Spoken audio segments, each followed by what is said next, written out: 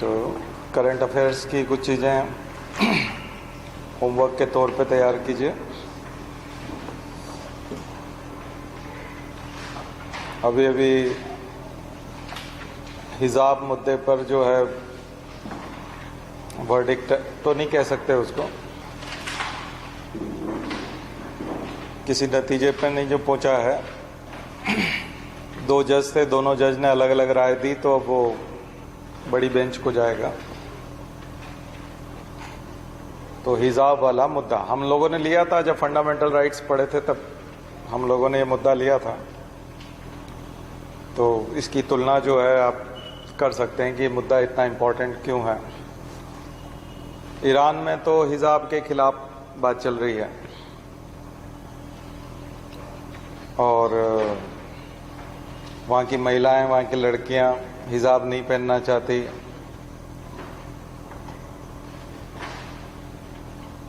ठीक है, और वहाँ के जो कट्टर मुस्लिम नेता हैं, जबकि ईरान शिया कंट्री है, शिया लोगों में कट्टरता कम होती है, सुन्नी लोगों में ज़्यादा होती है।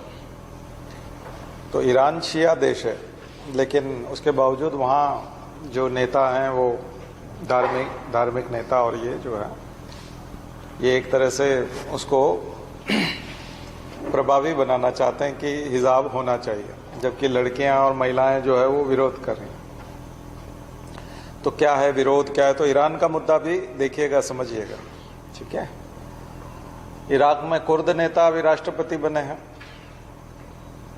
सद्दाम हुसैन शिया था, लेकिन वो सुन्नी पार्टी, बाथ पार्टी में गया और वहां से वो राष्ट्रपति बना। तो अरब की राजनीति को समझिएगा कि सऊदी अरब में 95% लोग सुन्नी हैं, 5% लोग शिया हैं, जबकि ईरान में 95% शिया हैं और 5% सुन्नी हैं। तो उल्टा है दोनों जगहों पर। तो सऊदी अरब और ईरान की ये दुश्मनी,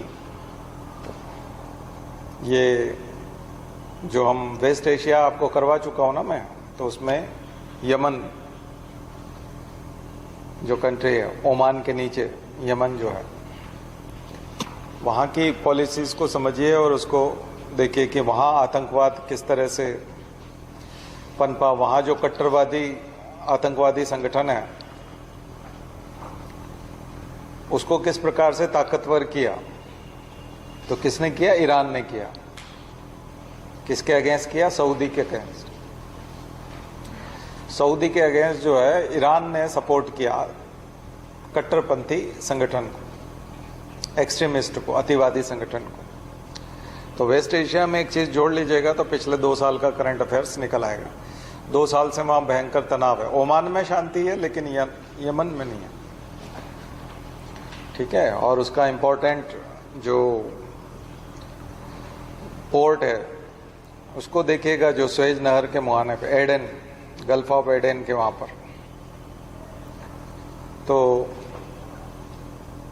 गल्फ ऑफ एडन के वहां जाएंगे तो वो सारा उसका इकोनॉमिकल इंपॉर्टेंस बहुत ज्यादा है, क्योंकि वहीं से सारे जहाज निकलते हैं, वहीं से सारा ट्रांसपोर्ट होता है, व्यापार होता है, और उसी पे उस संगठन का कब्जा है। तो कौन सा संगठन है, कौन सा पोर्ट है, गल्फ ऑफ एडन में जाने के लिए क्या रास्ता है। और डेफिनेटली ईरान यूएस के निशाने पर भी है, यूनाइटेड स्टेट भी पसंद नहीं करता कई कारणों से। तो उसके पीछे शिया और सुन्नी वाली पॉलिटिक्स है। यूएस ईरान का विरोधी है और सऊदी अरब का एलाय है। सऊदी अरब को अपना एलाय मानता है, यूएई को, ये सब सुन्नी कंट्री है। ठीक है, इस वजह से इनको अपना एलाय मानता है और वहां कठपुतली बना के रखना चाहता है, वहां पर भी, यमन में भी और सबको, जहां पे भी जो लोकतंत्र तो नहीं है। अभी आज हम बात भी करेंगे पॉलिटिक्स में कि इस्लामिक राष्ट्रों में लोकतंत्र है क्या।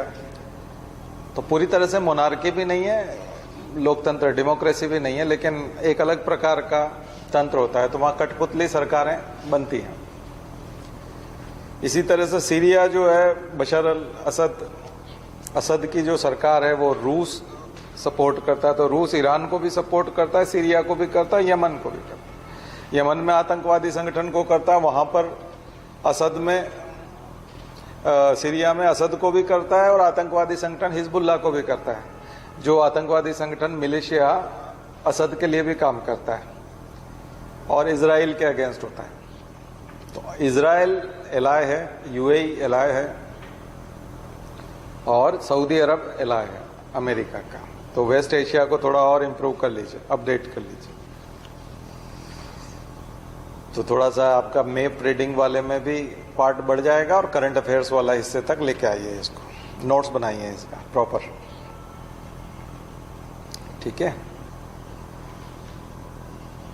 तो एक चीज तो ये बात हमने शुरू की थी हिजाब वाले मुद्दे से, तो फंडामेंटल राइट्स में, और वहां पर जो हम बात करते हैं, तो हमारे एक जज हैं वो कह रहे हैं कि लड़कियों की शिक्षा जरूरी है, हिजाब सेकेंडरी मुद्दा है। दूसरी चीज है कि वो चॉइस की बात है, उसको धर्म से जोड़ते ही क्यों हैं।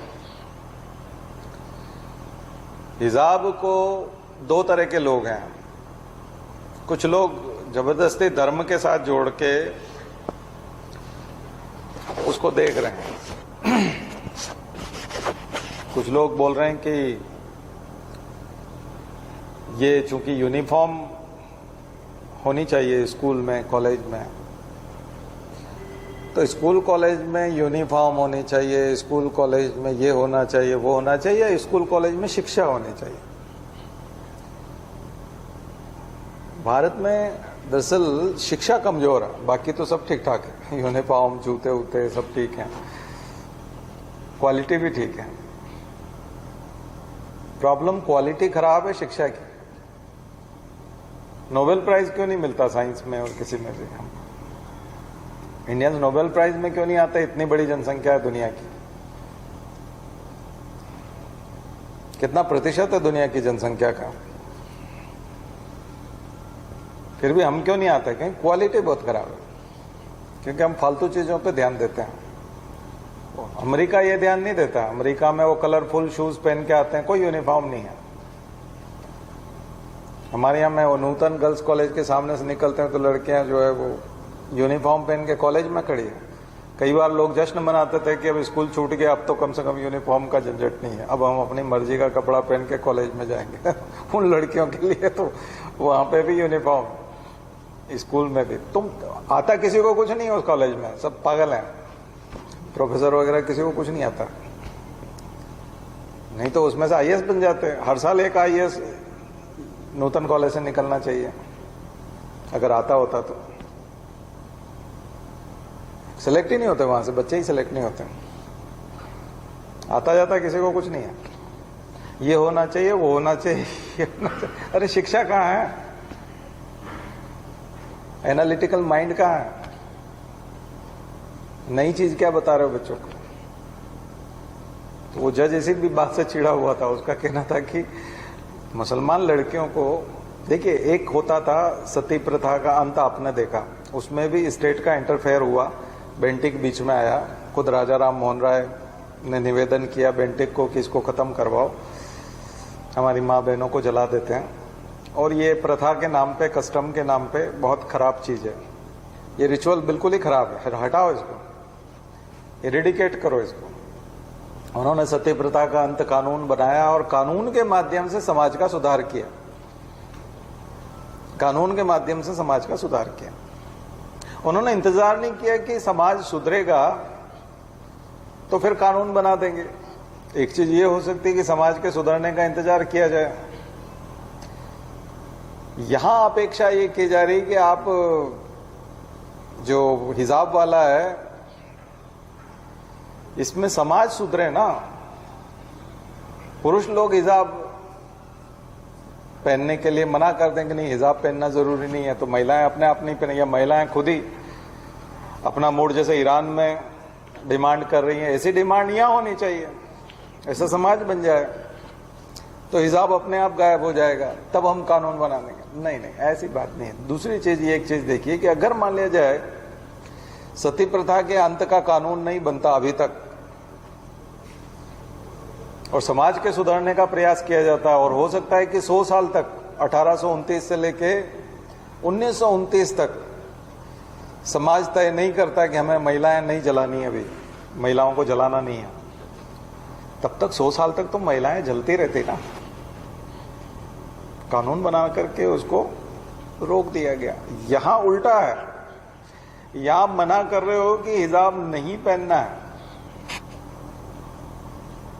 लेकिन हिजाब अगर वो नहीं पहनेगी और मान लिया जाए उसके घर पे कह दिया कि अगर तुमने हिजाब नहीं डाला तो तुम स्कूल नहीं जाओगे, चाहे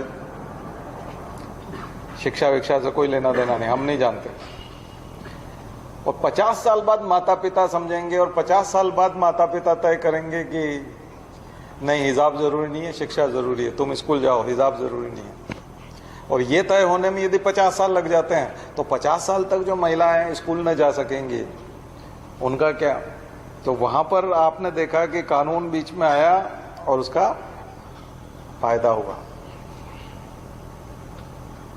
और महिलाओं की हत्या वहीं रुक गई, 1829 में ही रुक गई।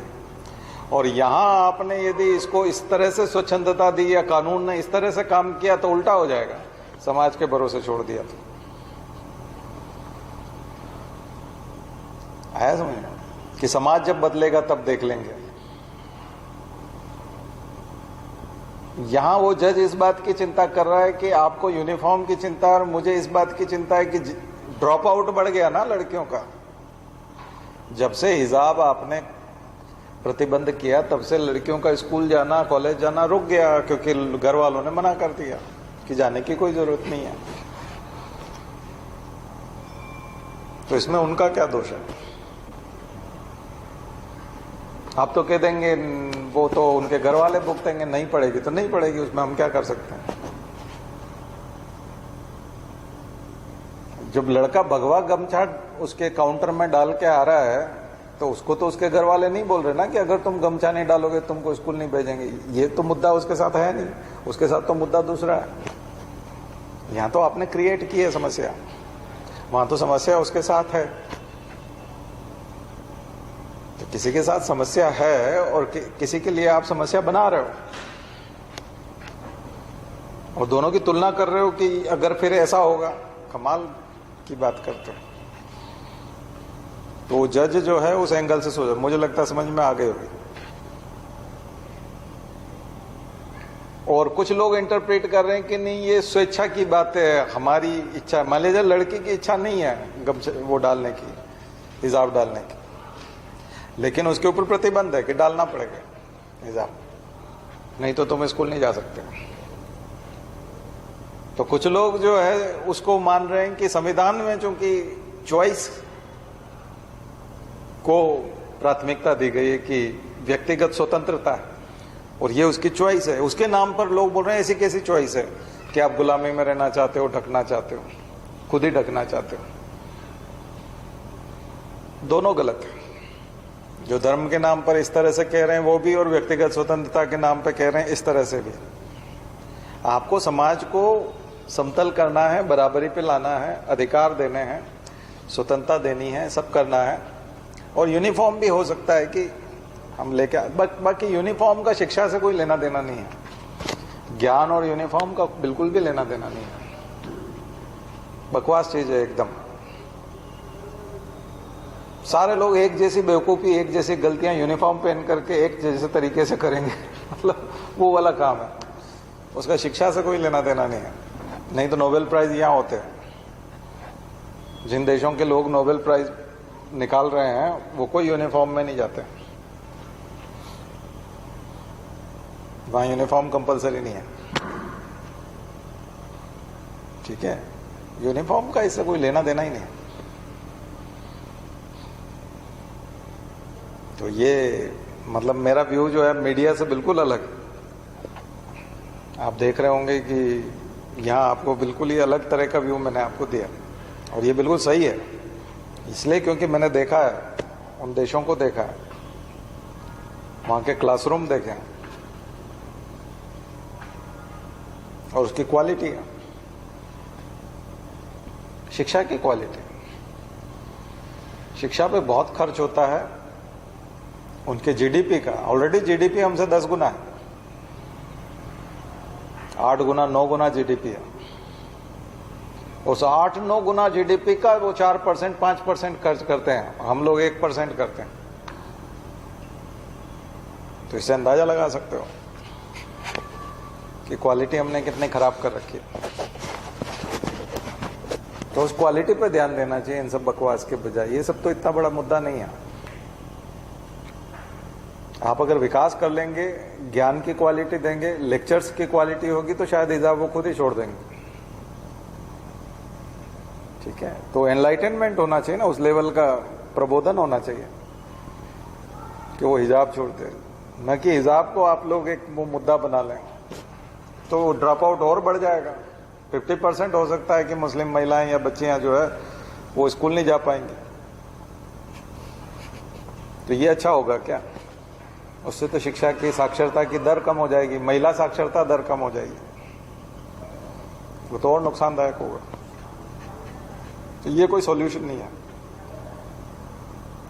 और ये कृत्रिम, मुझे लगता है कृत्रिम समस्या है, आर्टिफिशियल है, क्योंकि ये पहले थी नहीं और ना ही इस टाइप का कोई मुद्दा था। ये आपने तैयार किया है चुनाव के कारण। तो पॉलिटिक्स की वजह से सारा माहौल बनाना और ऐसे तो आप किसी भी काल्पनिक समस्या को ले लो, किसी को भी क्रिएट कर दो। एक बच्चा जो रो नहीं रहा, घर में खेल रहा है, उसके लिए आप कागज का घर बनाओ और फिर उसको फाड़ दो, समस्या खड़ी हो जाएगी। अब उसको संभालना मुश्किल हो जाएगा, क्योंकि वाकई में वो कोई घर नहीं है। लेकिन आपने समस्या खड़ी की ना, ये तो आप किसी के भी प्रति कर दो, किसी के भी प्रति कर दो। समुद्र के किनारे किसी बच्चे को बताओ कि ये तुम्हारा घर है, देखो ये हमने बनाया है, इसमें ये तुम्हारा बेडरूम है, ये किचन दिख रहा है तुमको, ये तुम्हारा, एकदम से उस पर पाँव मारो और वो सब फिर वो रोता है कि नहीं? तो समस्या खड़ी करना तो बहुत आसान काम है। अब पॉलिटिशियन यही करते हैं। समझदार लोगों को, पत्रकारों को, मीडिया को ये सब समझना चाहिए। ये किसी को अपमानित करना, किसी को खिलाफ कविता लिखना, किसी का कार्टून बनाना, किसी का भी कर दीजिए, किसी का भी मूवी बना करके अपमानित कर दो या उसको परेशान कर दो, तो वो वर्ग आपके खिलाफ हो जाएगा। उसमें कौन सी बड़ी बात? ये तो आप करते हो, ये तो कृत्रिम है ना।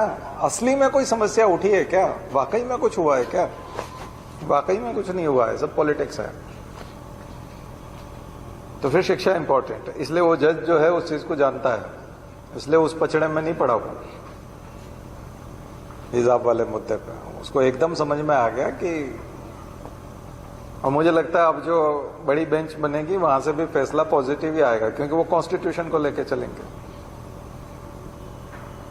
ठीक है, तो अगर आपका उद्देश्य है कि यूनिफॉर्म होनी चाहिए, लेकिन उसका जो तरीका है यूनिफॉर्म लाने का, तो गांधी जी ने कहा था कि उद्देश्य के साथ साथ साधन भी पवित्र होना चाहिए, मीन्स भी पवित्र, एंड्स ही सब कुछ नहीं है, मीन्स भी उसकी सैंक्टिटी भी है, वो भी पवित्र होना चाहिए। तो आपने जो तरीका इस्तेमाल किया है वो ठीक नहीं किया है, उसमें आप राजनीति कर रहे हो। राजनीति करने के लिए वो तरीका कर रहे हो। ठीक है कि यूनिफॉर्म ही होना चाहिए चलो स्कूल में, लेकिन स्कूल में तो और भी बहुत कुछ चीजें होनी चाहिए। पहले उन पर भी काम कर लो, थोड़ा यूनिफॉर्म भी आ जाएगी, धीरे धीरे समझ जाएंगे कि इतना स्कूल अच्छा स्कूल है कि वहां से इतने बढ़िया बढ़िया लोग बन के निकले हैं, तो हम हिजाब को छोड़ेंगे, स्कूल को नहीं छोड़ेंगे। ये उनको तय करने दो ना। उन्होंने स्कूल को छोड़ देना उचित समझा लेकिन हिजाब छोड़ना उचित नहीं समझा, इसका मतलब स्कूल घटिया है। हिजाब ज्यादा इंपॉर्टेंट है इससे। तो स्कूल की क्वालिटी बढ़ाओ कि आपका स्कूल कोई छोड़ना ही पसंद न करे किसी भी कीमत पे। एडमिशन ही बहुत मुश्किल से हो, तो फिर हिजाब के चक्कर में कोई स्कूल क्यों छोड़ेगा? मुझे नहीं लगता छोड़ेगा। ये जितने भी स्कूल छोड़े गए होंगे, मुझे लगता है सब घटिया स्कूल होंगे। ठीक है, तो वो अपनी क्वालिटी बढ़ाएं अगर ऐसा है तो। शिक्षा की क्वालिटी बहुत कमजोर है इंडिया की, बहुत ज्यादा कमजोर है। साउथ इंडिया में चल रहा है ये सब, साउथ इंडिया की तो फिर भी ठीक है, नॉर्थ इंडिया की तो इससे भी बदतर है। टॉप 100 कॉलेजेस की बात करते हैं तो नॉर्थ इंडिया से आता ही नहीं है, सारे ही साउथ इंडिया से आते हैं। 70 से 75 तो वहीं से आ जाते हैं, तमिलनाडु से। टॉप 100 में। तो हम तो और खराब इलाके में रहते हैं, हमारे यहाँ तो हवाइयाँ उड़ रही है सब, और शिक्षकों की तो हालत खराब है। किताब पकड़े हुए बरसों हो गए, किताब ही नहीं उठाई हमने, क्लास में जाने का ही नाम नहीं लेते। कुछ तो स्कूल भी नहीं जाते, कॉलेज भी नहीं जाते, क्लास तो छोड़ो, कैंपस में ही एंट्री नहीं करते। इसलिए स्थिति बहुत बुरी है। ठीक है, तो मुझे लगता है अब भ्रमित होने के बजाय कुछ स्थितियां जो है लिखने लायक चीज मिलेगी नहीं आपको। हाँ, सुधार, रिफॉर्म्स चाहिए, एजुकेशनल रिफॉर्म्स चाहिए, काफी बड़े लेवल पे चाहिए। ठीक है, मैं जिस यूनिवर्सिटी में यूएस में गया था वहां तो इस तरह से है नहीं कुछ भी।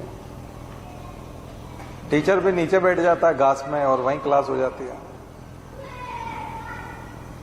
कोई कोका कोला लेके बैठा है, कोई कोल्ड कॉफी लेके बैठा है, कोई वेफर्स खा रहा है क्लास में, और क्लास चल रही है, और टीचर को कोई गुस्सा भी नहीं आ रहा। वो बहुत अच्छे से अपनी बात बता रहा है और स्टूडेंट्स बहुत अच्छे से बात को सुन रहे हैं, और रिजल्ट भी आ रहा है, और रंग बिरंगे कपड़े पहने हुए हैं सबने। तो वहां तो फ्रीडम है, बहुत जबरदस्त फ्रीडम है। उसके बावजूद जिसको पढ़ना है वो पढ़ेगा। लाखों करोड़ों की फीस देते हैं कॉलेज में तो लोग, उसके बावजूद वो फिर पढ़ने आते हैं उसमें। तो वो तो अपनी शिक्षा के लिए आए हैं तो पढ़ेंगे। उसके लिए ये सब चीजें जरूरी नहीं है, क्वालिटी होनी चाहिए।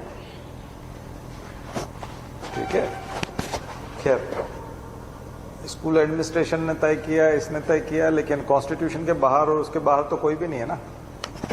तो सब जगह डायनामिक होना चाहिए ना, सबको गतिशील होना चाहिए, सबको परिवर्तन के लिए तैयार होना चाहिए। ठीक है, पर शिक्षा से वंचित होना एक अभिशाप है। किसी को भी शिक्षा से वंचित नहीं होने देना चाहिए, किसी भी कारण से, किसी भी मुद्दे से, क्योंकि बहुत मुश्किल होती है। तो जज ने यही कहा कि बहुत मुश्किल होती है लड़की का घर से निकलना, एडमिशन लेना और फिर रोज स्कूल जाना, कॉलेज जाना। ये बहुत मुश्किल काम है, और कुछ कम्युनिटी में बहुत ही मुश्किल काम है। परमिशन मिल जाना कि हाँ हाँ ठीक है चले जाना, ठीक है, हो सकता है उसने कई दिनों तक संघर्ष किया हो तब तो जाने की अनुमति मिली हो, और बाद में आपने पंगा करवा दिया है तो उन्होंने कहा आप तो बिल्कुल भी नहीं जाना। तो ये हम नहीं समझ सकते। ये उन समाजों में जो रहते हैं तो पेट्रियार्की, इस्लामिक जो सिस्टम है उसमें पेट्रियार्की बहुत ज्यादा है। और अरब में और उनमें तो मैं देखता हूं कि पुरुष भी इतना ज्यादा ढका होता है ना, वहां तो कितना कुछ ढका होता है। पुरुष सिर भी ढका है, ये भी साइड से भी, केवल थोड़ा सा चेहरा दिख रहा होता है उनका, और खुद भी ऐसे ही लबादा ओढ़ के वो कितना रहते हैं ढक के। तो उनका मतलब पेट्रियार्की भी क्या, वो भी ज्यादा महिला के उसमें जाली होगी, इसके इसमें जाली नहीं है, बस इतना सा अंतर है। मतलब वो भी ढका हुआ, तो वो केवल पेट्रियार्की नहीं कह सकते। इस्लाम की विशेषता ये है, वो उसका पूरा ढक के रखना, शरीर के अंगों का बाहर नहीं दिखने देना। तो ये उनके रिजिड, बहुत ही ज्यादा कठोर नियम है ना वो, तो धर्म के साथ जुड़ा हुआ है, इसलिए लोग भी उसको धर्म के साथ जोड़ देते हैं। लेकिन हिजाब का मुद्दा जो कर्नाटक गवर्नमेंट ने, जो कर्नाटक हाई कोर्ट ने जो फैसला दिया, वो धर्म से जोड़ करके दिया कि ये कुरान में नहीं लिखा हुआ था, या ये एंशिएंट टेक्स्ट जो होते हैं, जो धर्म के जो मूलभूत ग्रंथ हैं, ये उसमें नहीं था। ये बात की प्रैक्टिस में आया, इसलिए हम इसको इस्लाम का मुद्दा नहीं मानते। मतलब इस्लाम की धर्म के साथ इसको जोड़कर, क्योंकि हम तो इसका मतलब अगर वो धार्मिक होता और कुरान में लिख दिया होता कि मोहम्मद साहब ही बोल के चले गए होते कि हर महिला जो है वो हिजाब धारण करेगी, तो इसका मतलब वो हिजाब पहन के जा सकती थी कोर्ट के हिसाब से। तो कर्नाटक हाई कोर्ट के हिसाब से तो फिर वो जा सकती थी। तो ये क्या बेवकूफी है, ये भी तो गलत है ना।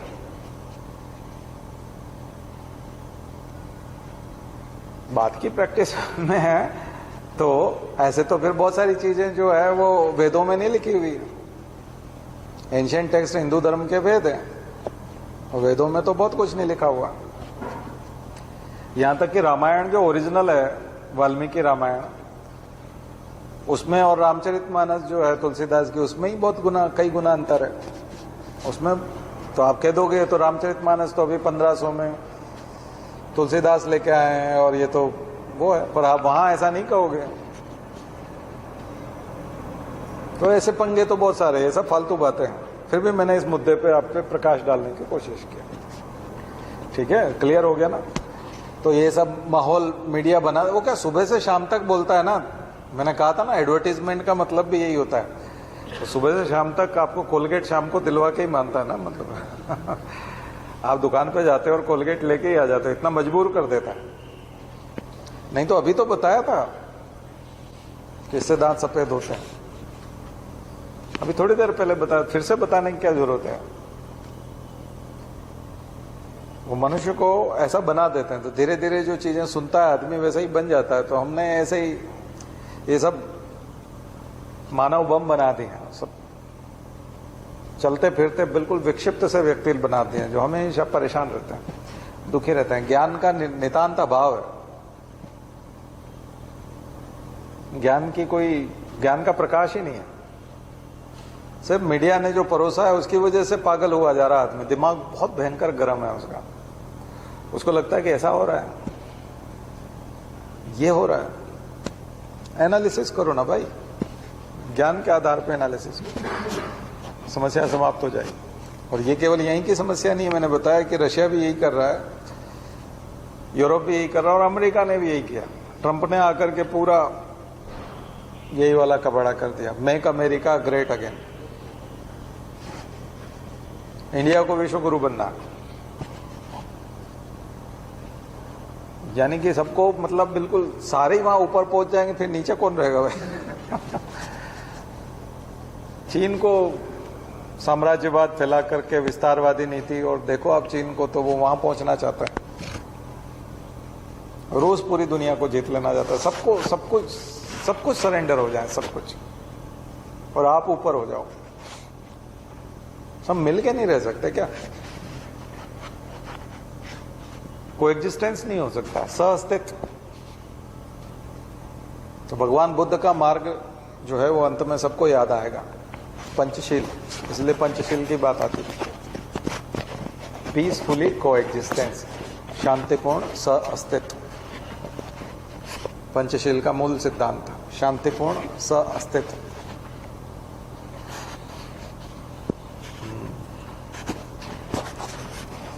वहीं जाएगी दुनिया, सारा लूट पिट के, पीट पाट के एक दूसरे को, और जब बिल्कुल ही बर्बाद हो जाएंगे तो फिर भगवान बुद्ध याद आएंगे आखिरी में, प्रकाश वहीं से आएगा। भगवान बुद्ध का आलोक ही अंत में आएगा, वो फ्यूचर है, अंत वही है, चाहे वो 20 साल बाद आए, 200 साल बाद आए लेकिन आएगा वहीं से। लोगों को लगेगा ये सब फालतू है।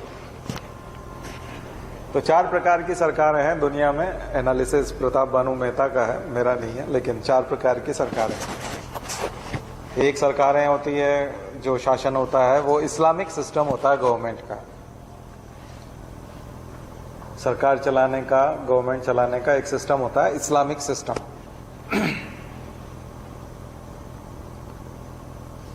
दूसरा सिस्टम होता है liberal democratic system, liberal democratic system, उदारवादी प्रजातांत्रिक तरीका। तो जितने भी मुस्लिम देश हैं, इस्लामिक कंट्रीज हैं, अरब के जो वेस्ट एशिया के मैं कंट्री बता रहा था आपको, पाकिस्तान, ईरान, इराक, जितने भी इस्लामिक कंट्रीज इस्लामिक सिस्टम से चलते हैं। और जो लिबरल डेमोक्रेटिक सिस्टम है वो कॉन्स्टिट्यूशन के बेस पे चलता है। इन सब देशों के पास अपना एक कॉन्स्टिट्यूशन है और वहां एक तरह से डेमोक्रेसी है, लिबरल डेमोक्रेटिक सिस्टम। तीसरा सिस्टम है पार्टी स्टेट सिस्टम, जो केवल चाइना में, दुनिया के एकमात्र देश में। लिबरल डेमोक्रेटिक में बहुत सारे देश हैं, अमेरिका है, यूरोप के देश हैं, इंडिया है, ये एलडी वाले लिबरल डेमोक्रेटिक। मुस्लिम कंट्रीज जितने भी हैं वो इस्लामिक सिस्टम है। तो मैं बताता हूं कैसा अंतर है। तीसरा सिस्टम है पार्टी स्टेट, पार्टी ही स्टेट है, उसमें एक पार्टी है कम्युनिस्ट पार्टी, वही पार्टी है, वही स्टेट है, वही सब कुछ है, single party. One party system, one China, सब कुछ वन, उसके अगेंस्ट कुछ नहीं है, वो केवल चाइना में। वैसा आपको दूसरी जगह नहीं मिलेगा। और चौथा सिस्टम है अफ्रीकन सिस्टम। अफ्रीकन सिस्टम जो था वो नेल्सन मंडेला लेके आए हैं एक तरह से। अफ्रीका पूरे यूरोप की कॉलोनी था, अफ्रीका को बहुत लूटा गया, पीटा गया, दबोचा गया, वो शोषण हुआ अफ्रीका का। तो गोरे लोगों का विरोध, एपार्थाइड मूवमेंट, काले लोगों के प्रति बहुत ज्यादा महात्मा गांधी ने आंदोलन चलाया था, एपार्थाइड मूवमेंट वाला, वही आगे बढ़ाया, रंग भेद वाला नेल्सन मंडेला ने। और वो नहीं चाहते कि फिर से अफ्रीका को गुलाम बनाया जाए, गोरे लोगों को स्थापित नहीं होने देना, फिर से कॉलोनाइजेशन नहीं आने देना। तो पूरे अफ्रीका में जितने भी देश हैं वो सब थोड़े से चौकन्ना रहते हैं और कॉलोनाइजेशन के खिलाफ रहते हैं और गोरे लोगों का विरोध करते हैं। इसी से उनकी सरकार चलती है। वो सरकार का सिस्टम, सरकार चलाने का सिस्टम, कॉन्स्टिट्यूशन हो या ना हो उससे कोई लेना देना नहीं, बस ये है कि मैं गुलाम नहीं बनना है। तो वहां की सरकार चलाने का सिस्टम कौन सा है? एंटी वाइट, वाइट लोगों के खिलाफ। इसलिए बोको हराम बताया था मैंने ऊपर, लीबिया और तमाम इथियोपिया और वहां। बोको हराम का मतलब इंग्लिश एजुकेशन का बहिष्कार बताया था ना, यानी इंग्लिश एजुकेशन हमारे लिए हराम है। यानी यूरोप, फ्रेंच, पोर्तुगीज, तो ये 4 प्रकार के सिस्टम दुनिया में, इसके अलावा 5वां सिस्टम नहीं है सरकार का। दुनिया में राजनीति इन 4 तरीके से होती है। तो फिर ये लेफ्ट राइट क्या होता है, वामपंथी और दक्षिणपंथी विचारधारा क्या होती है, ये 4 प्रकार के सिस्टम में मौजूद है। 4 प्रकार के सिस्टम में कुछ लोग होते हैं जो बोलते हैं कि टैक्स अमीरों पे लगाओ और गरीब लोगों को थोड़ी मदद करो, ये लेफ्ट स्टाइल, वामपंथी स्टाइल।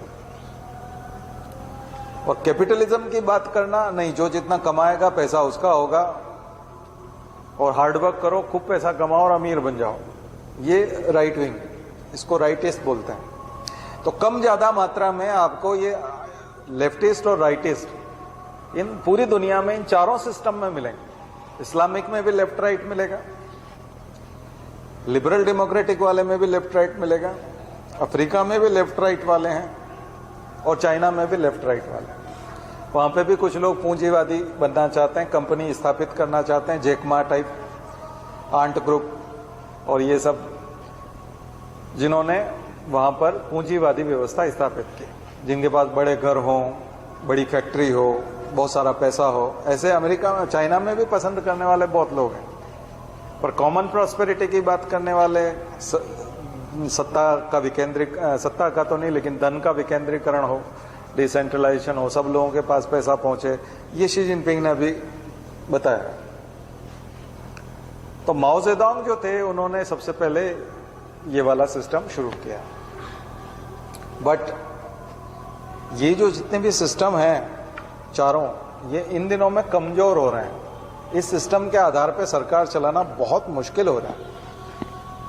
भारत में भी मोदी आए, चाहे कितने भी हिंदूवादी बात करें कुछ भी, लेकिन बात कॉन्स्टिट्यूशन से ही शुरू करेंगे। संसद को प्रणाम करके अंदर घुसेंगे, चाहे संसद को कुछ ना माने, कॉन्स्टिट्यूशन को चाहे वो फाड़ के फेंक दे, लेकिन बात कहेंगे कि मैं कॉन्स्टिट्यूशन की वजह से, बाबा साहब की वजह से यहां तक पहुंच पाया हूं, ये स्वीकार करेंगे। बट वो कमजोर हो रहा है। अब ये सिस्टम कमजोर हो रहा है। इस्लामिक में इस्लामिक वाला कमजोर हो रहा है, लिबरल डेमोक्रेटिक में कॉन्स्टिट्यूशन कमजोर हो रहे हैं, वो सब टूटने बिखरने के कगार पे आ गए हैं। और जब भी उनको सत्ता को कोई चैलेंज करता है तो नेशनलिज्म को 4 ही लोग बीच में ले आते हैं, राष्ट्रवाद को हथियार, 4 ही तरह के सिस्टम इस्तेमाल करते हैं। ये जो 4 सिस्टम है सब राष्ट्रवाद को बीच में ले आते हैं। नेशनलिज्म, राष्ट्र को देखो, राष्ट्र को बहुत आगे पहुंचाना है, पुतिन तक, रशिया को गौरव दिलाना है पुराना। बेवकूफी, पूरी जिंदगी बेवकूफी करेंगे और लास्ट में जब दिक्कत आएगी तो राष्ट्रवाद बीच में ले आएंगे। अपनी सारी बेवकूफियों पे पर्दा डालने के लिए देश पहले, राष्ट्र सबसे पहले। तो तुम में भी तो अकल होनी चाहिए भाई, तुमने राष्ट्र को क्यों नोचा कसोटा? ठीक है, क्लियर हुआ विजन? हाँ, ये है, पूरी दुनिया 4 तरह की स्टाइल में बटी हुई है और चारों में लेफ्ट राइट है और चारों राष्ट्रवाद को टूल की तरह इस्तेमाल करते हैं इमरजेंसी में और चारों ही फेल हो रहे हैं, फेल होने के कगार पे हैं। अब बहुत दिक्कत है इन राष्ट्रों को, क्योंकि इस आधार पे अब सत्ताएं चलाना बहुत मुश्किल हो गया। केवल ये आधार 50-50, 60-60 साल काम कर गए। सेकेंड वर्ल्ड वॉर के बाद में डेवलप हुए थे ये सब और इन्होंने 60-70 साल तक आपको मदद कर दी, लेकिन अब नहीं कर पाएंगे। जैसे जैसे अवेयरनेस बढ़ेगी, जैसे जैसे लोग समझेंगे, सोशल मीडिया ने बहुत जागरूक किया है, लोगों के हाथ में ही पब्लिकेशन की ताकत आ गई है, तो अब यह टिक पाना बहुत मुश्किल हो रहा है। जैसा ईरान में हो रहा है, इस्लामिक गवर्नमेंट है और इस्लामिक राष्ट्र है, बट हिजाब को बना के रख पाना बहुत मुश्किल हो रहा है, क्योंकि पेट्रियार्की के अगेंस्ट लोग उठ खड़े हुए हैं। उससे थोड़ा और लाइट इस्लाम आपको पाकिस्तान में मिलेगा, उतना कट्टर इस्लाम नहीं है ईरान में।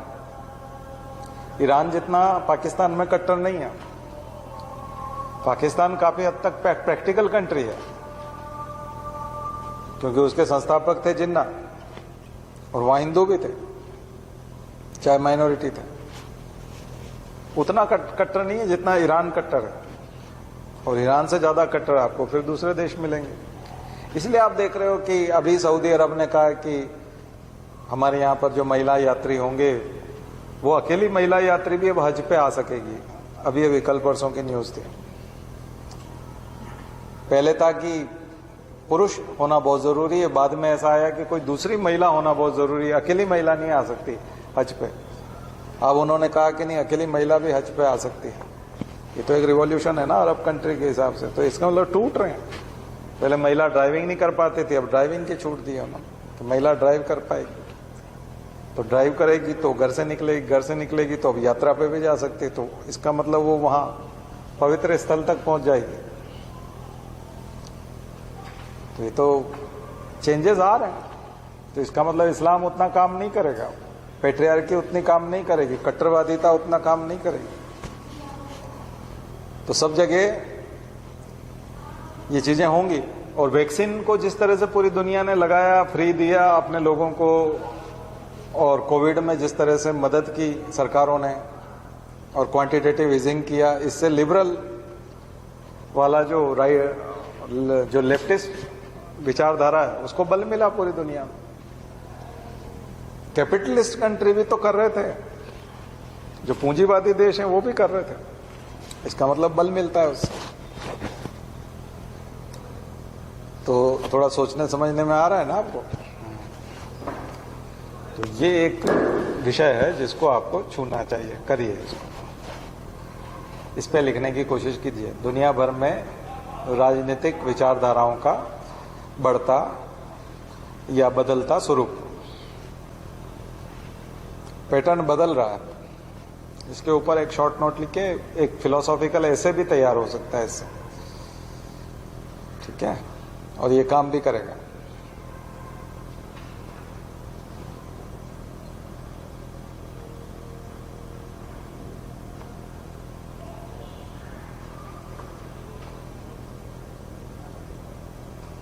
ठीक है, इन्फ्लेशन का डेवलपमेंट देखते जाइए, जीडीपी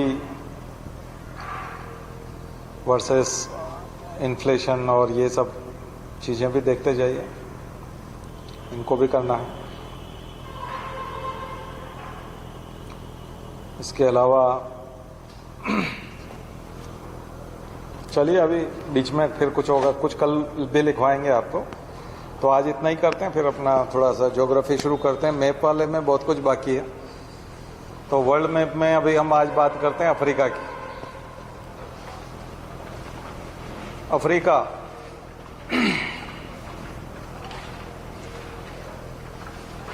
अफ्रीका यूरोप बाकी है ना आपका मेन। तो हम लोगों ने साउथ अमेरिका देखा था, उसके बाद एशिया देखा। एशिया में कुछ बच रहा है?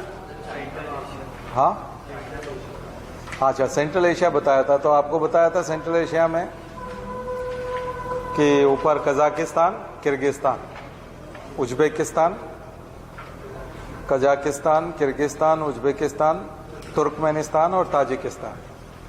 तो ये पांचों देश जो है, कभी कभी आर्मेनिया, अजरबैजान को भी सेंट्रल एशिया बोल देते हैं, ठीक है। आर्मेनिया, अजरबैजान को भी इधर ही मान लेते हैं, लेकिन ऐसा नहीं है। यहाँ दो तीन इंपॉर्टेंट पॉइंट है। एक तो भारत के संबंध इन देशों से काफी अच्छे हैं। ऑयल, नेचुरल गैस रिजर्व के लिए जाने जाते हैं। ऊपर विवाद का एक स्थान था चेचनिया, आर्मेनिया, अजरबैजान के वहां जाकर के देखोगे तो चेचनिया, नागोर्नो काराबाग, पिछली बार लिखवाया था मैंने, नागोर्नो काराबाग, चेचनिया। तो जाकर के चेचनिया क्राइसिस पे लिखिएगा एक शॉर्ट नोट, एक नागोर्नो काराबाग पे लिखिएगा।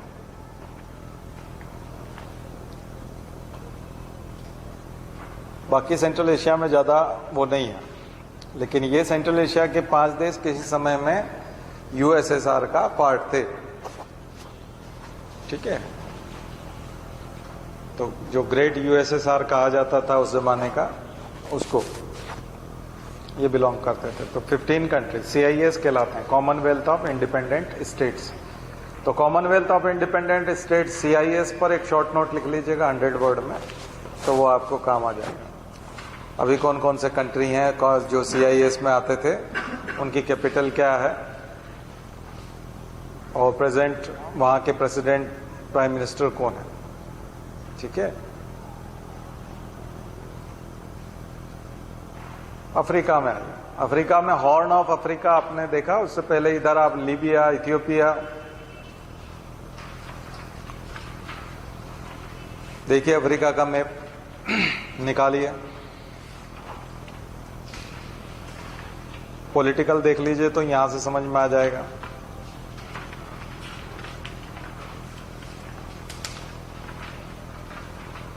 जो मैंने आपको बोको हरम बताया वो ऊपर के तीनों चारों देश, सबसे ऊपर वाले आप देख रहे हैं, एक जैसे लाइन बनी हुई है सीधी सीधी अफ्रीका के नक्शे में। तो ये टेबल पे मैप रख के स्केल से खींची हुई लाइन है, यानी कि यूरोपियन जो पावर्स थी जिन्होंने कॉलोनी बना के रखा था, इंपेरियलिस्टिक पावर, उनने बंटवारा करते समय स्केल से बंटवारा किया है, स्केल से खींची हुई लाइन है, इसलिए वहां प्रॉब्लम्स भी बहुत ज्यादा है, ठीक है, बहुत प्रॉब्लम। एथनिसिटी और ट्राइबल ग्रुप ज्यादा है, जनजाति समाज ज्यादा है अफ्रीका, क्योंकि बाकी सभी जनजातियां ही थी। ऊपर के जो देश आप देख रहे हो,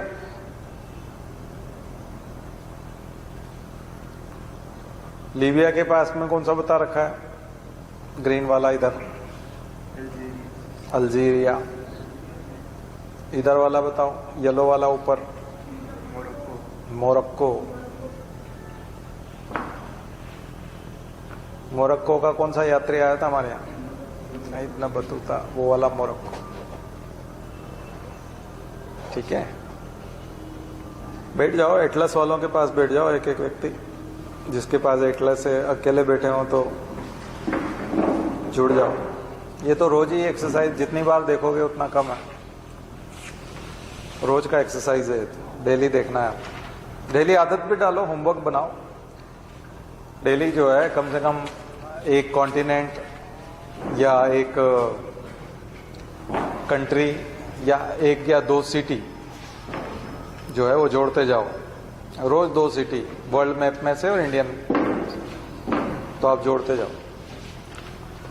तो आपका धीरे धीरे ज्ञान बढ़ जाएगा, एक आध साल में पढ़ने लायक बन जाओगे, ठीक है। ये सब चीजें जुड़ी हुई रहेंगी तो आपको दिखेंगी। तो शुरू के जो ऊपर के सारे देश हैं, इस्लामिक आतंकवाद के नाम पे कौन सा है, बोको हरम,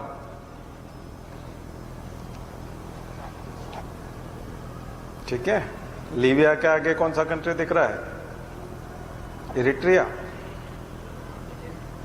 इजिप्ट, इजिप्ट के पास में सूडान। तो ये सारी भौगोलिक समस्याएं हैं। यहां पर ये रेगिस्तान वाला इलाका है, सहारा मरुस्थल। ये जो इलाका है पूरा जो आप देख रहे हो, ये सहारा मरुस्थल। तो आज जाकर के मैप में सहारा मरुस्थल देखिए, सहारन अफ्रीका उसको बोलते हैं, सहारन अफ्रीका। तो रेगिस्तान है तो यहाँ की समस्याएं तो आपको समझ में आएगी। नीचे है साहुल, सब सहारन अफ्रीका, सब सहारन अफ्रीका, जहां थोड़ी बहुत खेती होती है। और उसके नीचे है अफ्रीका का, सॉरी, उसके नीचे पूरा जो है वो सब सहारन अफ्रीका है पूरा। लेकिन ये जो सहारा और सब सहारन अफ्रीका है उसके बीच में जो आपको थोड़ा रेगिस्तान, थोड़ी खेती, इस प्रकार की चीजें मिलेगी। सब सहारन अफ्रीका तो पूरा पूरा अफ्रीका है, दक्षिण अफ्रीका तक, उसको सब सहारन अफ्रीका कहते हैं।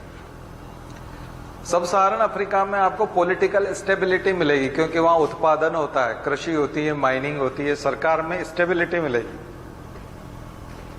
ठीक है, तो वहां का वेजिटेशन भी देखिए, सभी का वेजिटेशन देखिए, फ्लोरा फोना देखिए, एक एक कंट्री का। पढ़ाना तो पॉसिबल नहीं है एक एक कंट्री, क्योंकि बहुत ज्यादा है, संख्या भी बहुत ज्यादा है और मुद्दे भी बहुत हैं, तो इसलिए हम वो उसको पढ़ तो नहीं पाएंगे यहाँ।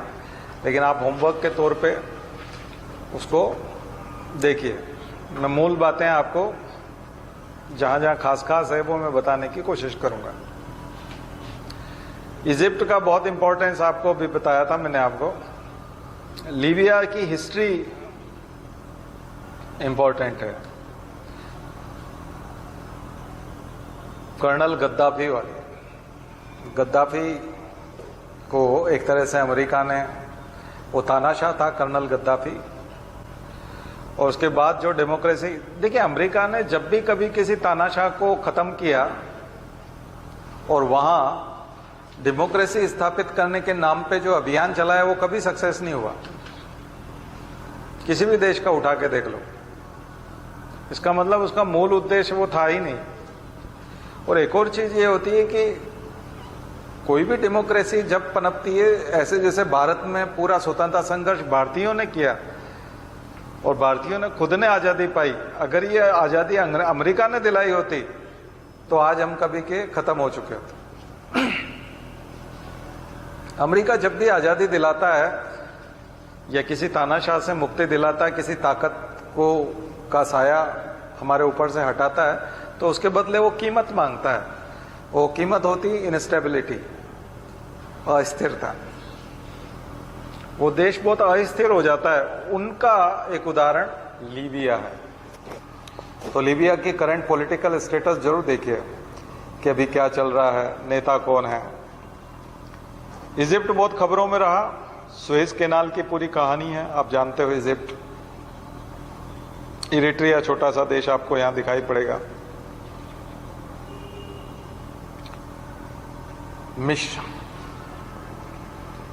और इथियोपिया, बड़े देश में आ जाइए। इथियोपिया नीचे दिख रहा है आपको, इथियोपिया। सूडान में आएंगे हम लोग, अभी सूडान की अपनी समस्या है इसलिए आएंगे हम उसमें।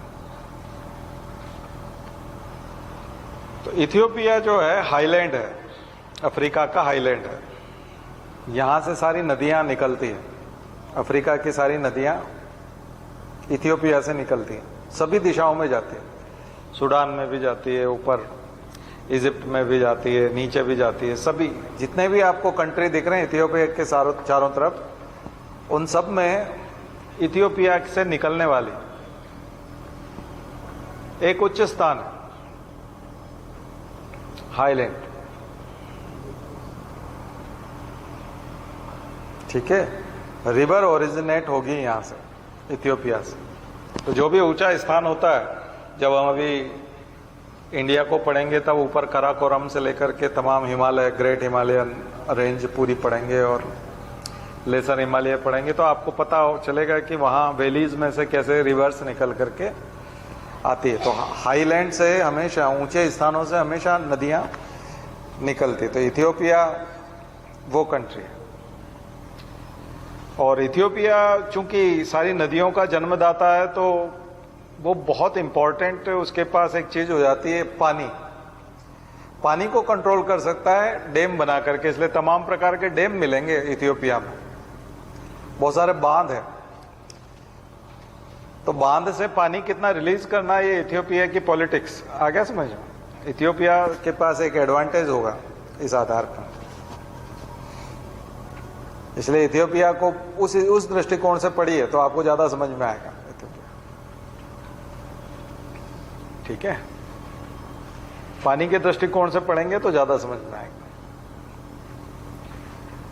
और सूडान तो खास करके सूडान का जो वेस्टर्न पार्ट है उसको दारफुर, सबसे ज्यादा बुरी स्थिति है दारफुर की, सूडान में, वेस्टर्न पार्ट में, सूडान के अंदर।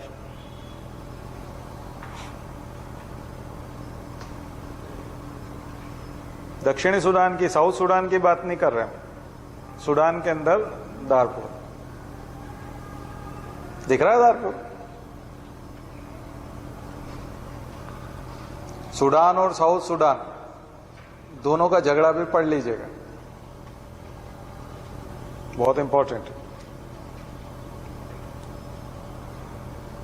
चलिए अब मैं थोड़ा सा चाइना के, देखिए चाइना इन सब के चक्कर में नहीं है ज्यादा, क्योंकि ये सब गरीब देश हैं और थोड़ा सा स्ट्रगल करते हुए देश हैं। तो चाइना अब वहां से शुरू होगा, जिबोती से ऊपर, हॉर्न ऑफ अफ्रीका में जिबोती, बहुत छोटा सा देश है जिबोती,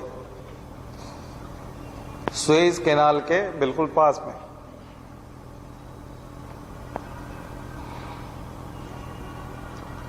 कौन सा सागर है? रेड सी, लाल सागर, जिबोती। अब मैं ऐसे देशों की बात कर रहा हूं जहां चाइना ने बहुत ज्यादा इन्वेस्टमेंट कर रखा है।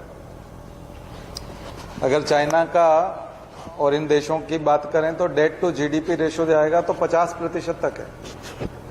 डेट टू जीडीपी रेशो का मतलब जितनी इनकी जीडीपी है उसका 50% तक उधार ले रखा है। श्रीलंका ने तो 100% से भी ज्यादा ले लिया था जीडीपी का, तो उसकी हालत देख ली। बाकी अफ्रीका के ढेरों देश हैं जिनकी हम चर्चा करेंगे अभी, जैसे जैसे आएंगे तो मैं बताऊंगा। सबसे ज्यादा कोंगो, कोबाल्ट की वजह से 70% कोबाल्ट है दुनिया का कोंगो में, वो बाद में बात करेंगे हम लोग। लेकिन वहां 49% डेट टू जीडीपी रेशो है। और किससे कर्जा लिया हुआ है? चाइना से कर्जा लिया हुआ है। आपने इस साल क्वेश्चन देखा होगा 2022 में एग्जाम में, पेरिस क्लब उधार देता है गरीब देशों को, मदद करता है। अमीर देशों का संगठन है, G7 कंट्रीज लाइक। और वर्ल्ड बैंक तो देता ही है, IMF भी देता है, हम लोग देते ही, बात करते हैं ना कि ये सब लोग सहयोग करते हैं। उनसे कई गुना ज्यादा अकेला चाइना कर्जा देता है दुनिया को। ठीक है, इसलिए जो हम विश्व गुरु की बात करते हैं, फलाना करते हैं, तो थोड़ा सा यहां समझिए। इकोनॉमी बहुत बड़ी है चाइना की, ठीक है ना। $17 ट्रिलियन जा रहा है, हम लोग $2.25 ट्रिलियन है, अभी 3 भी नहीं है। $3 ट्रिलियन भी नहीं है इंडिया, वो $17 ट्रिलियन है। और अमेरिका $24 ट्रिलियन, $25 ट्रिलियन।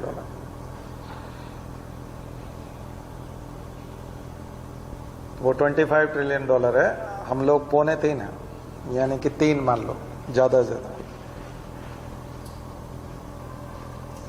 और वो 17 है। पूरी दुनिया में इन्वेस्टमेंट है। उपनिवेश बनाने का तरीका है, कॉलोनाइजेशन का ये नया तरीका है। पहले कॉलोनाइजेशन हुआ था तो उसमें यही हुआ था, ठीक है। और मैंने आपको कहा था कि क्लाइव ने आकर के प्लासी में किया था, तो प्लासी में भी उसने ये कहा था कि रेवेन्यू वाला काम मैं देख लूंगा, टैक्स कलेक्शन का, और ये बाकी सिराजुद्दौला, मीर जाफर ये अपना दरबार खोलें और लोगों की समस्याएं सॉल्व करें।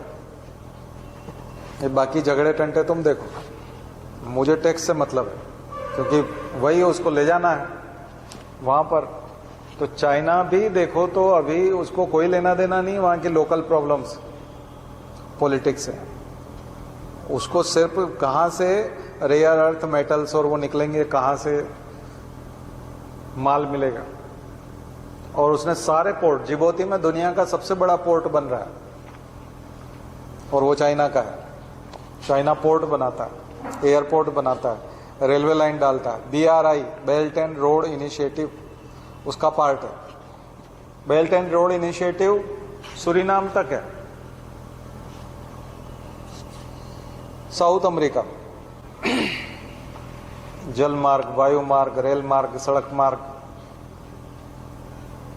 और केवल मार्ग नहीं, केवल रोड नहीं, इंफ्रास्ट्रक्चर भी, पाइपलाइन भी, रिफाइनरीज भी, जो बहुत बड़ा उसका हिस्सा है। और जहां जहां पे उसने ये सब निर्माण किया, उन सब की सुरक्षा के लिए उसने सिक्योरिटी गार्ड बिठा दिए। तो सब्सिडियरी अलायंस, लॉर्ड वेलेस्ली का सहायक संधि याद करो, वो रेजिडेंट बिठाता था कि आपकी हमने मदद की, हमारी एक सेना रहेगी और एक रेजिडेंट आपके दरबार में हमारा आदमी बैठा रहेगा। तो ये तो सहायक संधि प्रणाली हो गई वेलेस्ली की। ये तो क्लाइव का वो हो गया। तो क्लाइव भी है, चाइना क्लाइव भी है, चाइना वेलेस्ली भी है। और कब वो डलहौजी बन जाए और हड़प नीति शुरू हो जाए तो कुछ कह नहीं सकते। डॉक्ट्रिन ऑफ लेफ्स बनने में टाइम नहीं लगेगा, क्योंकि सीरीज तो वही है, सीक्वेंस तो वही है ना। आ गया समझ? आप अगर गिरवी रख देते हो अपना मकान, तो उस मकान में ज्यादा गिरवी नामे में वो लिख देता है ना कि इसमें हम कोई तोड़ फोड़ नहीं करेंगे, ये मकान झोंकी बिना मेरी परमिशन के कोई निर्माण नहीं करेंगे। क्योंकि मकान चाहे 1 करोड़ का है, लेकिन इन्होंने 60 लाख उधार ले रखे हैं हमसे। अब ये जब तक 60 लाख चुका नहीं देते तब तक इसमें कोई नया निर्माण नहीं करेंगे, इसमें कोई बदलाव नहीं करेंगे। तो आप अपने मकान में छत टपक भी रहे हो तो रिपेयरिंग उसके इच्छा के बगैर नहीं कर सकते, तो सॉवरेंटी तो चली गई। उधार लेने के साथ, गिरवी रखने के साथ चली गई ना। तो ये गिरवी रखने जैसा है कंट्रीज को। लेकिन मरता क्या ना करता, इन लोगों को भी आगे बढ़ना था। ये उतना अच्छा पोर्ट बना ही नहीं सकते थे, उतने अच्छे रोड बनाने की क्षमता इनमें थी नहीं। रेलवे लाइन ये डेवलप ही नहीं कर पा रहे थे, तो इन्होंने चाइना को करने दिया। बोले आके करो। श्रीलंका तो पूरा तमाशा आपने देख ही लिया। ये और अगर ये पूरा घेराव कर रखा है उसने बाहर, मैं बताऊंगा अभी, पूरा घेराव किया हुआ है।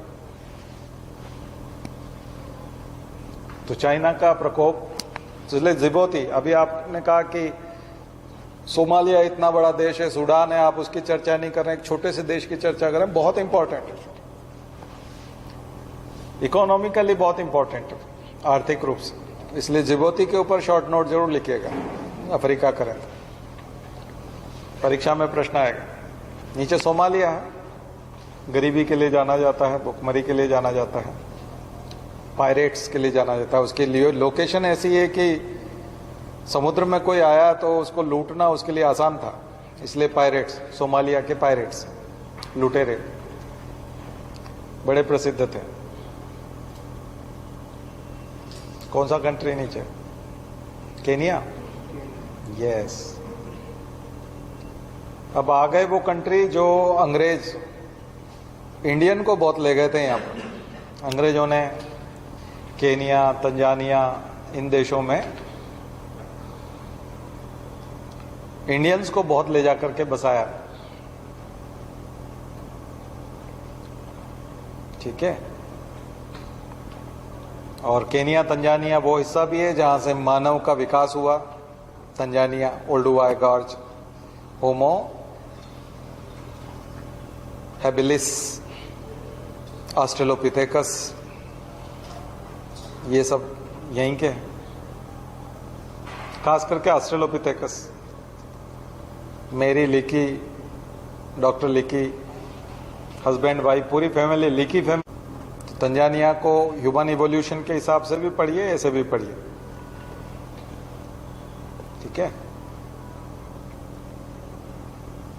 फिर आएगा नीचे मोजाम्बिक। तो 3 देश एक साथ पढ़िएगा। जाम्बी, 3 जाम्बीज के नाम से जाने जाते हैं, क्योंकि जाम्बेजी रिवर नदी का नाम है, जाम्बेजी रिवर इन तीनों देशों से होकर गुजरती है।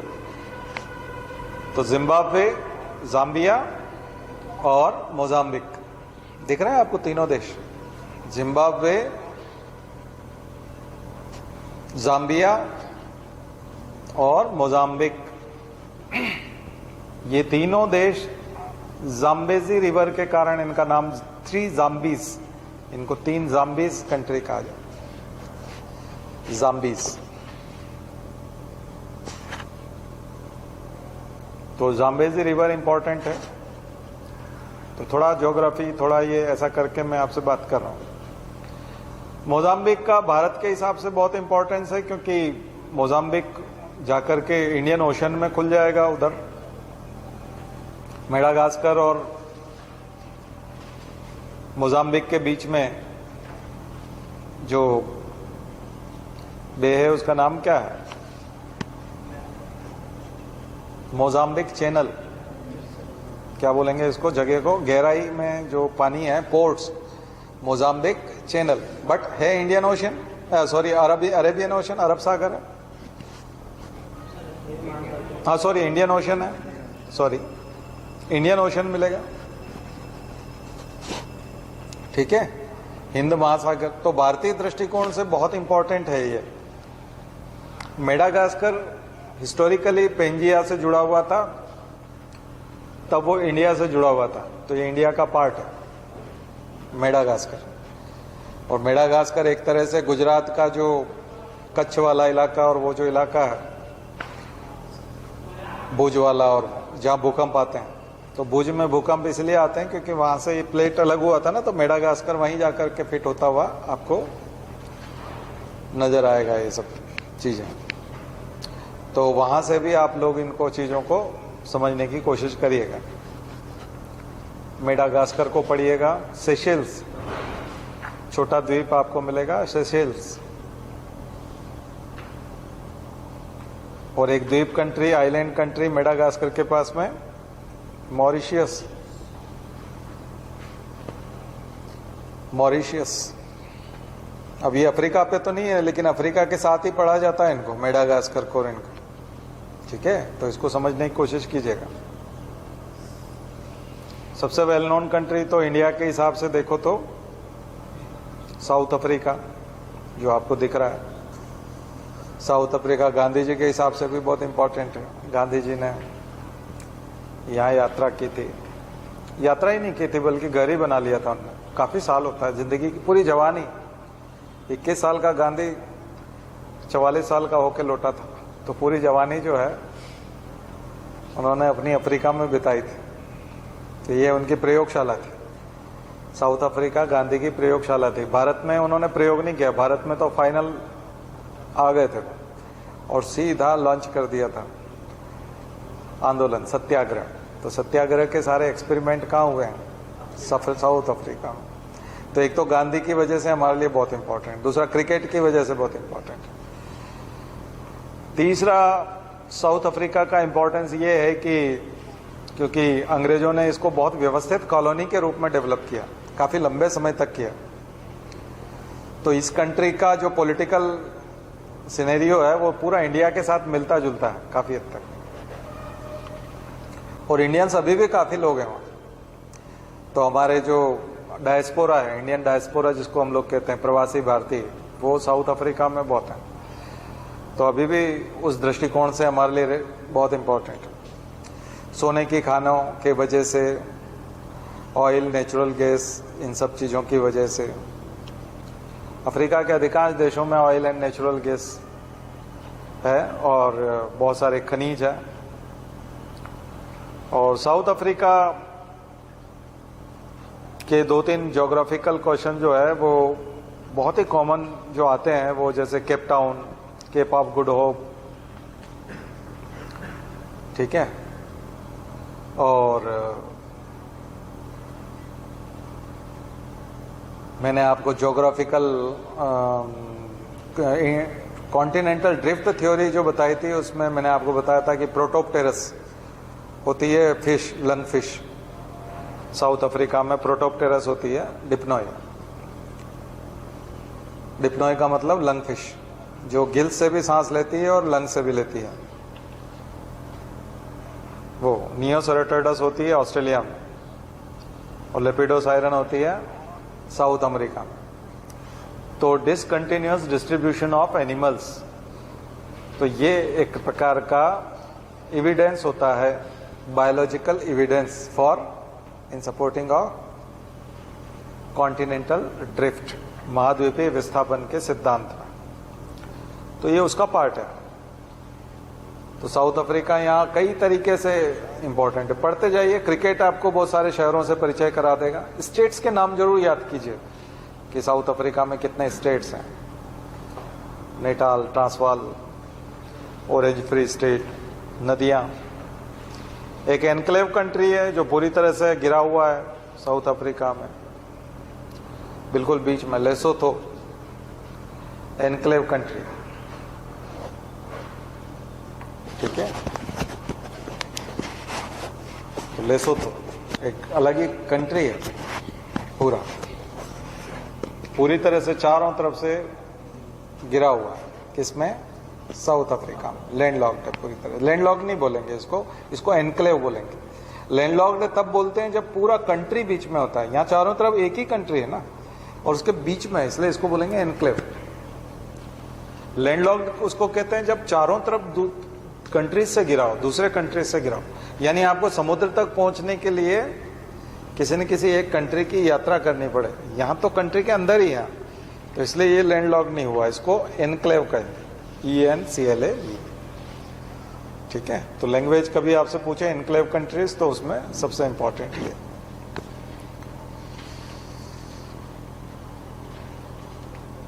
ठीक है।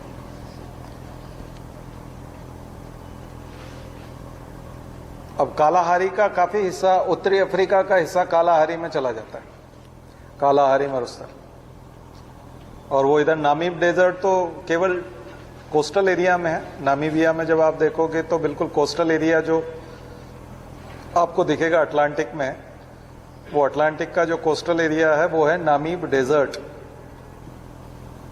जहां से हम लोग चीता लेके आए, वो नामीबिया। तो चीता डिप्लोमेसी का पार्ट है ये इंडिया के साथ, India Namibia.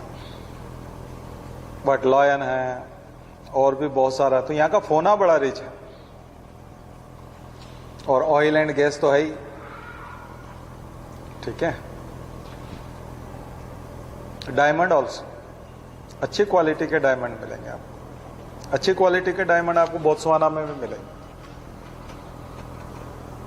Diamond quality wise.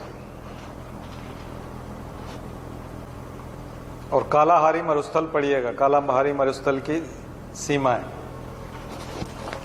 यहां की जनजातियां बड़ी इंपॉर्टेंट।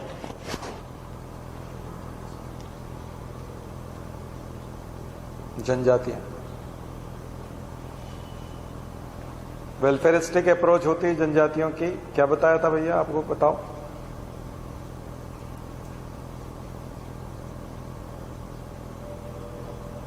कौन सी जनजाति? उबंटू। तो वो क्या बताया था, वेलफेयरिस्टिक अप्रोच क्या बताई थी? उबंटू जनजाति में एक वेलफेयरिस्टिक अप्रोच होती है, पहले आप। हम बोलते हैं ना, जैसे हमारे यहाँ जब घर पे कोई पानी भी लेके आता है, चाय भी लेके आता है, तो वो बोलते हैं पहले आप लीजिए ना, आप पहले गेस्ट को देते हैं, या जो भी बड़ा होता है उसको पहले आप लीजिए। बोलते नहीं नहीं आप लीजिए पहले। ये जो चीजें वो उबंटू में मिलती है। तो ये पूरा इलाका जो है, पूरा ये नामीबिया से लेके ऊपर उधर केनिया तंजानिया तक उबंटू जनजाति। उबंटू लैंग्वेज भी है, बांटू लैंग्वेज, लैंग्वेज का नाम है बांटू। उबंटू लोग जो बोलते हैं उसको बोलते हैं बांटू लैंग्वेज। बांटू लैंग्वेज बोलने वाले लोग हैं Bantu people, Bantu people. Bushman, Hottentot, ये जनजातियों के नाम। कालाहारी मरुस्थल की जनजातियां हैं। बुशमैन जनजाति, हॉटेंटॉट जनजाति। साउथ अफ्रीका के ट्राइब्स में लिखोगे जुलू, बोअर, वो साउथ अफ्रीका की ट्राइब्स हैं। तो मुख्यतः तो ये ट्राइबल इलाका है। बाकी गोरे लोग वहां आए हैं अलग से, और वो काले लोग हैं, निग्रो हैं। जितने भी ट्राइब्स हैं सब निग्रो हैं, काले रंग की, इसलिए निग्रोइड। इसलिए रेशियल स्टेटस में आप जाएंगे तो निग्रोइड है। रेशनल, अगर हम एथनिसिटी की बात करेंगे तो कौन से लोग हैं? निग्रो लोग हैं। ठीक है, तो ये है। और नामीबिया के ऊपर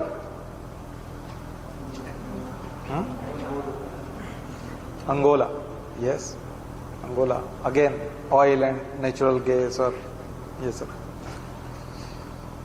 और ऊपर बहुत बड़ा कंट्री आपको कॉन्गो दिखाई दे रहा है। 3 तरह के कॉन्गो मिलेंगे आपको यहाँ,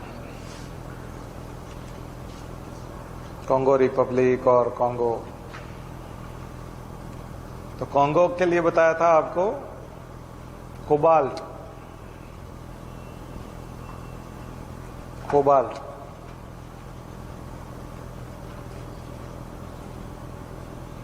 दुनिया का 70% से ज्यादा कोबाल्ट। लिथियम इनमें से बहुत सारे देशों में। ये तो ये जो कॉन्गो हुआ, अंगोला हुआ, नामीबिया, इन सब में चाइना का इन्वेस्टमेंट है। और ये सब डेट टू जीडीपी रेशो में 50% के आसपास है। चाइना के कर्जदार हैं। जितना ये देश कमाते हैं उसका 50% चाइना से उधार ले रखा है। साल भर में जितना कमाते हैं उसका 50% चाइना से कर्जा लिया हुआ है। पूरा देश मिलकर के जितना कमाता है उसका 50%। और अधिकांश माइंस पर चाइना का कब्जा है, और वहां चाइना के गार्ड बैठे हुए हैं, और वो वहां से माइनिंग करता है। उसने कॉन्ट्रैक्ट ले रखे हैं, कॉन्ट्रैक्ट कर रखे हैं, माइनिंग पे कब्जा। और बहुत लोकल लोग विरोध भी करते हैं कि इन सबको निकालो यहां से, ये हमारे रिसोर्सेज हैं। लेकिन चूंकि वो सब संधि हो रखी है, सिग्नेचर कर रखे हैं, कागज बने हुए हैं, आपने बेच रखा है बकायदा चाइना को, तो आप कुछ नहीं कर सकते। स्वतंत्रता संघर्ष लड़ना पड़ेगा भारत की तरह 30-40 साल का। तो इतना आसान नहीं है भगाना। कागज का पक्का है चाइना। तो ये सब बेल्ट एंड रोड इनिशिएटिव का पार्ट है ये सब। अच्छा, उसने अनस्टेबल कंट्री को नहीं लिया, पॉलिटिकल अनस्टेबल, डेजर्ट, एकदम पॉवर्टी में दबे हुए, ऐसे किसी भी कंट्री को उधार नहीं दिया, ना ही उन लफड़ों में पड़ा हो। उसने देखा जिसके पास रिसोर्सेज बहुत है, ऑयल बहुत है, गैस बहुत है, मिनरल्स बहुत है, उन देशों को लिया, वहां से वो खोद रहा है। तो आप तो सारे क्वेश्चन जो बनेंगे वो इसी एंगल से बनेंगे, चाइना के एंगल से। अफ्रीका कुछ भी नहीं है पूछने लायक, बाकी है ट्राइब, रिवर्स, डेजर्ट, आगे समझ में। और बाकी जो कुछ पूछने लायक है वो चाइना, चाइना का इन्वेस्टमेंट। और क्यों? अगर चाइना ने किया तो सोच समझ के किया है, क्यों किया देखो क्या मिलता है आखिर वहां। तो हर कंट्री की ताकत और उसका चाइना के साथ संबंध। जायरे, कॉन्गो जायरे, जायरे नाम जो है वो लोकल नाम है, नदी का नाम है जायरे। कॉन्गो रिवर 2 बार क्रॉस करती है इसको, इक्वेटर को या कैंसर लाइन अप के इक्वेटर को 2 बार क्रॉस करती है रिवर, कॉन्गो रिवर। लोकल नाम क्या है कॉन्गो का? अफ्रीकन नेम है जायरे, mother of all reverse, means mother of all rivers, जायरे। Congo नदी किस तरह से घूमती है तो फिजिकल वाले में जाकर के देखोगे तो कॉन्गो रिवर आपको दिखाई देगा। बहुत छोटे छोटे कंट्री आपको इधर दिखाई पड़ेंगे, बहुत सारे, सिएरा लियोन जैसे भी, जहां पर भारत के बहुत सारे आईपीएस पुलिस वाले जाते हैं सिएरा लियोन वगैरह, इंटरनेशनल पीस फोर्स में। ये सब संघर्ष वाले देश हैं अधिकांश। वैसे पॉलिटिकल थोड़े बहुत स्टेबल हैं, लेकिन उपजाऊ बहुत है। ये जो देश आप देख रहे हो इनके ऊपर, जायरे कॉन्गो नदी के ऊपर, ये देश, यहां क्रॉप्स अच्छी होती हैं, फसलें अच्छी होती हैं, क्योंकि यहां की जलवायु रेन फॉरेस्ट जैसी है। मेडिटेरेनियन फॉर वो वाली मिलेगी ना आपको, भूमध्य रेखीय जलवायु। और यहां आपको ब्राजील की तरह, अमेजोन की तरह थोड़े से वर्षावन भी मिलेंगे, रेन फॉरेस्ट भी मिलेंगे। तो यहाँ का फ्लोरा फोना, तो इन कंट्रीज को देखिए, इनके नाम पढ़िए, इंपॉर्टेंट कंट्रीज जरा पढ़ दो ऊपर से जरा, कौन कौन से, जल्दी से, तो मैं इसमें बोलता जाऊं। उसके नीचे नीचे नीचे, हाँ, अब ये माली, नाइजर, तो ये तो वही आतंकवाद से ग्रसित और बहुत बहुत अनस्टेबिलिटी है, बहुत बुरी हालत है माली नाइजर में उसमें। ठीक है, और बताइए। चार्ड, देखिए ये जो चार्ड हुआ, माली हुआ, नाइजर हुआ, यहाँ फिर भी काफी हद तक पॉलिटिकल स्टेबिलिटी है। ठीक है, उतनी बुरी हालत नहीं है जैसे ऊपर है, लेकिन नीचे जाएंगे तो थोड़ा और स्थिति। हाँ, और बताओ। Nigeria, Cameroon, Central Africa. हाँ, ठीक है, ये खनिज के माध्यम से कैमरून, नाइजीरिया और सेंट्रल अफ्रीकन, वो जो है, ये सारे खनिज के माध्यम से बहुत इंपॉर्टेंट है। ठीक है, और बताओ। गाना, Togo, Burkina Faso, Benin, Benin, सही है, लाइबेरिया। लाइबेरिया क्यों चर्चा में आया था? कौन सी बीमारी की वजह से?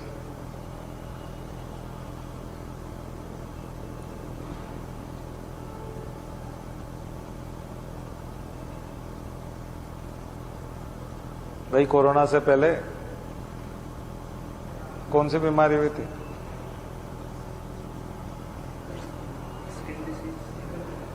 काय को सिक्कल, सिक्कल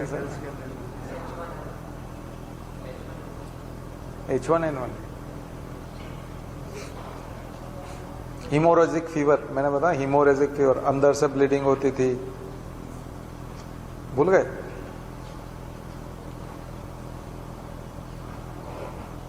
एमपीपीएससी वाले ने सवाल पूछ लिया, सब लोगों ने टिक भी लगा दिया ABCD में लाइब्रेरिया को,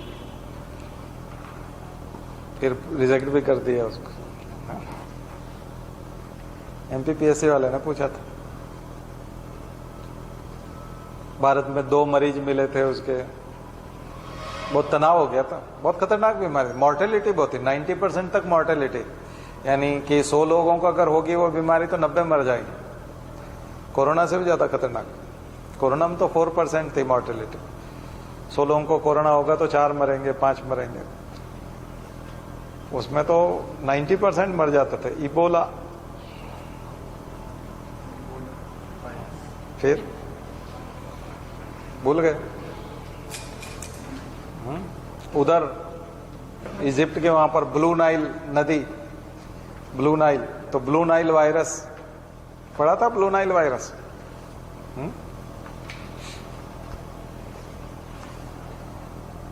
BNV, ब्लू नाइल वायरस, भूल गए सब।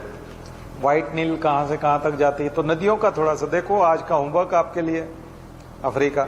चलिए यूरोप करा देते हैं जल्दी से, कल फिर टाइम नहीं मिलेगा हमको, कितना टाइम हुआ अब करना, इसमें ज्यादा नहीं है खास। चलो आज तो हो ही गया टाइम, अच्छा खासा हो गया। ठीक है, कल कराएंगे, कल यूरोप भी बताएंगे और अंटार्कटिका और आर्कटिक भी बताएंगे, ऑस्ट्रेलिया भी बताएंगे। शांति पाए। ओम देव शांति।